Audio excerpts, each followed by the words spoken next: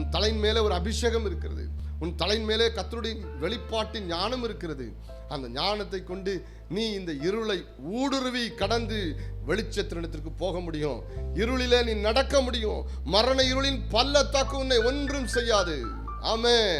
தாவீது சொல்லுகிறான், மரண இருளின் பள்ளத்தாக்குல நான் நடக்கிறது உண்மைதான், ஆனா என் தலையின் மேல ஒரு தீபம் எரியுது. யோபு சொல்லுகிறான், மரண இருளின் பள்ளத்தாக்கில் நடக்கிறது உண்மைதான், எனக்குள்ள ஒரு தீபம் எரியுது. இவ்வளவு நாள் நீங்க என்ன கேட்டிருப்பீங்க? ஐயா எப்போ எங்களுக்கு வெளிச்சம் வரும்? சுவிட்ச் போட்டோன்னே வெளிச்சம் வரணுமே, அதை தான் நீங்க கேள்விப்பட்டிருப்பீங்க. இப்போ நீங்க உங்களுக்கு ஒரு பெரிய கொஸ்டின், நான் விசுவாசியா இருக்கிறேன், ஆண்டவருடைய ரத்தத்தால் கழுவப்பட்டிருக்கிறேன், என்னால் முடிந்த வரைக்கும் ஆண்டவரை பின்பற்றுகிறேன், கர்த்தருக்கென்று நான் என்னுடைய காணிக்கைகளை கொடுக்கிறேன், ஜெபிக்கிறேன், வேத வசனத்தின்படி வாழ முயற்சிக்கிறேன், ஆனாலும் இருள் போகலையே. அவன் நம்பிக்கையும் வியாதியும் பலவீனமும் போராட்டமும் நெருக்கமும் வேதனையும் கண்ணீரும் குறைவும் என்னை சூழ்ந்திருக்கிறது. மரண இருளின் பள்ளத்தாக்கிலே நான் நடந்து கொண்டிருக்கிறேனே.